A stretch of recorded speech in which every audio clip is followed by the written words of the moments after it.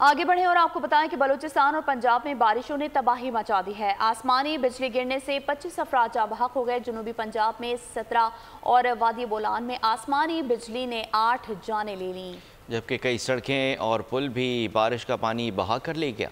पंजाब और बलूचिस्तान में खौफनाक बारिशें, आसमानी बिजली ने कई जिंदगियां जला डाली। सबसे ज्यादा नुकसान जनूबी पंजाब में हुआ। रहीम यार खान में 7, बहावलनगर, भावलपुर और लोधरा में 3-3, जबकि मुजफ्फरगढ़ में एक शहरी आसमानी बिजली गिरने से जाँ बहक हो गया। बलूचिस्तान के मुख्तलिफ इलाकों में 8 अफराद आसमानी बिजली का लुकमा बन गए। मूसलाधार बारिश ने भी बलूचिस्तान को तहस नहस कर रखा है। टोबा चकजई में गाड़ी और ट्रैक्टर ट्रॉली पहाड़ी रेलों में बह गयी, जिससे ड्राइवर जख्मी हो गया। चमन में तीसरे रोज भी बिजली मौतल रही। सिंध में भी हल्की बारिश हुई। नवाबशाह और सांगड़ के इर्द गिर्द के इलाकों में बादल बरसे। हादसात में 35 अफराद जख्मी हुए।